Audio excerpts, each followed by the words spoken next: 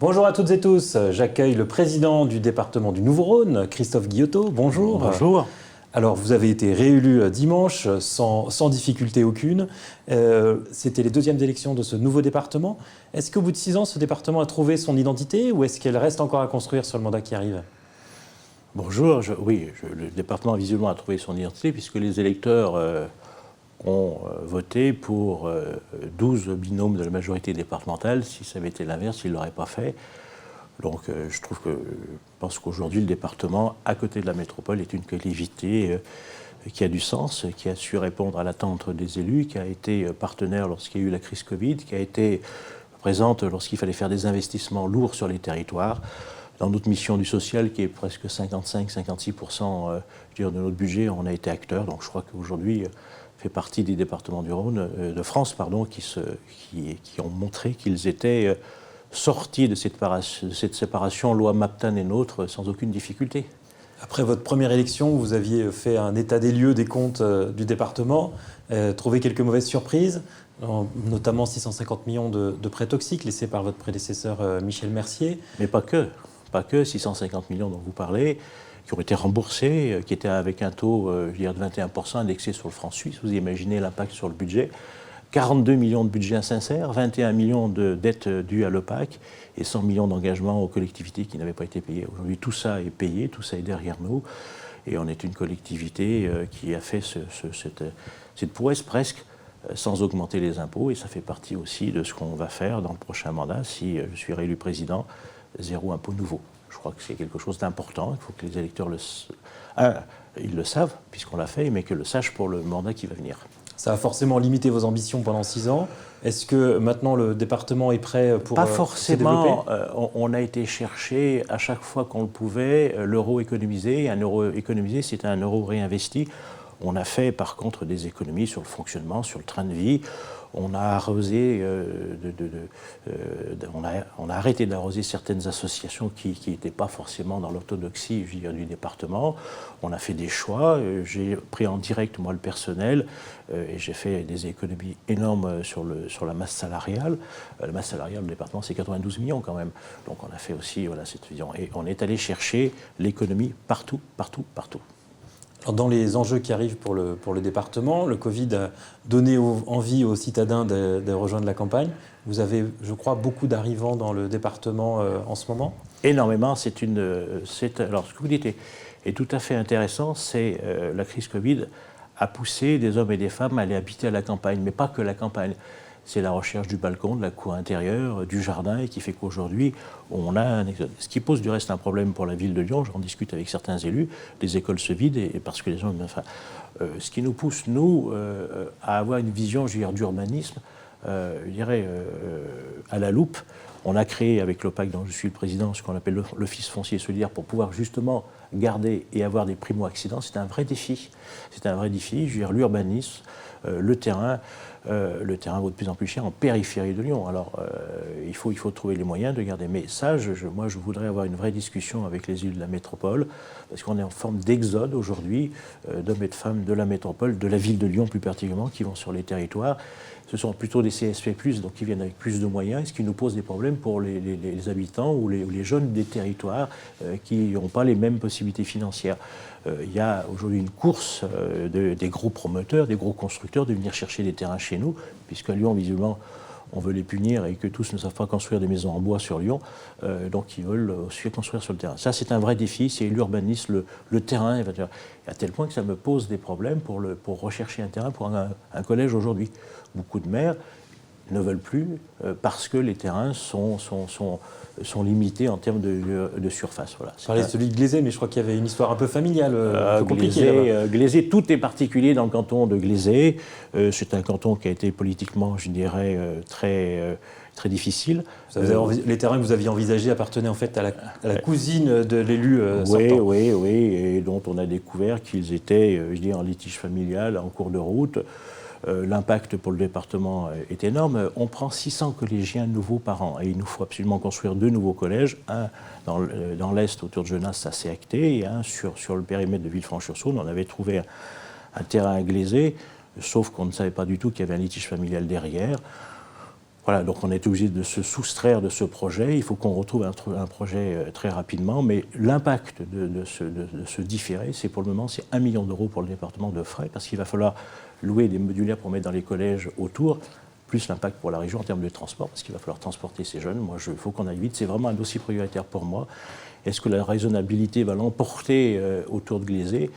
Si ce n'est pas Glazé, il faut que ça soit à côté, mais il faut qu'on aille très vite sur ce dossier du futur collège. Et est-ce qu'il y a une réflexion sur l'étalement urbain provoqué par ces arrivées de citadins? C'est ce que je vous disais, oui, il y a une réflexion. Donc on l'a créé, je dis, l'Office foncier solidaire. Je travaille avec les présidents de Comcom, mais je voudrais avoir une vision, moi, avec le président de la métropole. Il se trouve que je l'ai vu hier pour d'autres dossiers. Je lui ai dit que je voulais le voir parce qu'il faut qu'on se... Moi, je ne suis pas là en dualité avec qui que ce soit. Je veux dire que l'aménagement du territoire, chacun le voit à l'aune de ses compétences, de ses convictions, mais ce transfert d'urbain sur le rural, c'est important. Je discutais il y a quelque temps avec le maire de Tizy qui me disait qu'il n'avait plus rien à vendre. Tout avait été acheté chez lui par des gens qui viennent de l'extérieur. Donc c'est un vrai défi. Pour les maires, c'est un problème d'urbanisme. Pour nous, c'est un problème de constructibilité et d'accueillir. En plus, quand les gens viennent sur vos territoires, ils ont des visions différentes. Ils ne veulent pas de coques, ils ne veulent pas d'entreprises qui se construisent, ils veulent des pistes de vélo. Juste une piste de vélo, c'est 600 000 à 800 000 euros du kilomètre, ça dépend ce que vous avez dessous. S'il y a du gaz dessous, c'est 800 000 euros. Donc, vous voyez, donc, cette vision de femmes qui viennent de la ville n'est pas tout à fait la même. Donc, il faut qu'on ait cette projection sur les 6 ans, comment on va pouvoir contenir cet apport nouveau d'urbain, qui sont les bienvenus, mais ça ne se traite pas de la même façon que les gens qui sont sur le territoire historiquement. Parlons un peu plus politique. Vous allez être réélu donc, cette fin de semaine. Votre majorité aura combien d'élus? La majorité, elle était, on pouvait se poser la question si elle était de 24, ce qui était le cas avant, et j'ai cru comprendre... Sur 26 ? Oui, sur 26.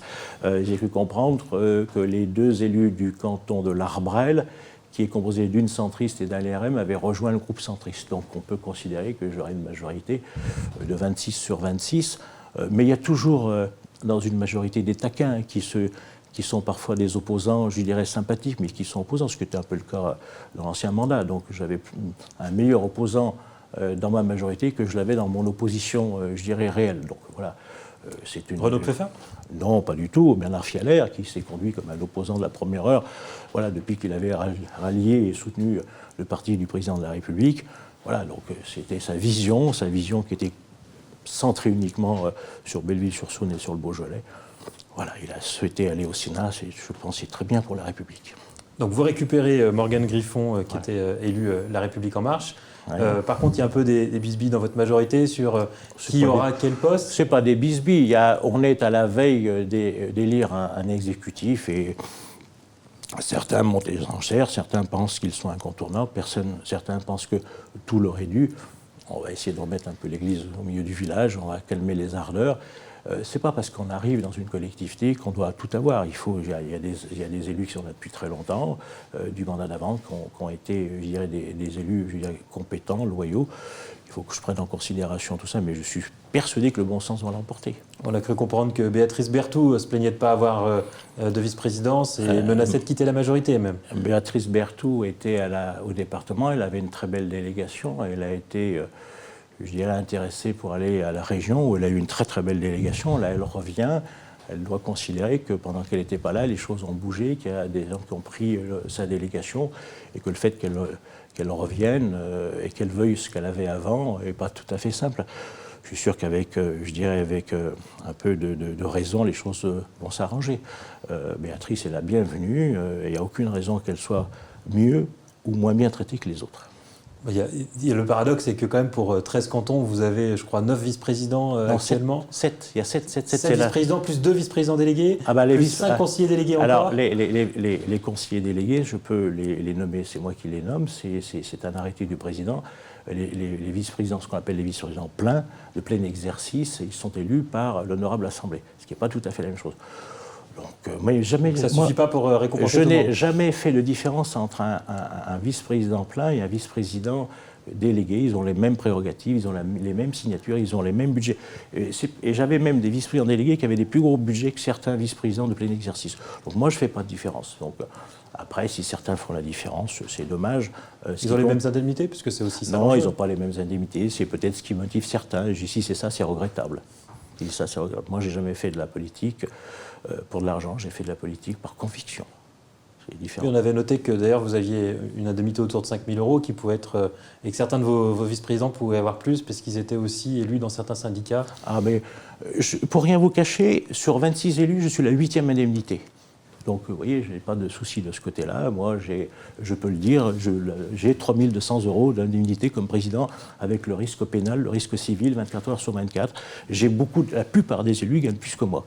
Et bien, c'est comme ça, ça ne me gêne pas. Ce qui compte, c'est le résultat. Voilà. Et c'est peut-être pour ça que les électeurs du département du Rhône ont fait en sorte que la majorité conduite par Christophe Guillotot soit reconduite. Puisque vous donnez les chiffres, 3 200 pour la présidence du département.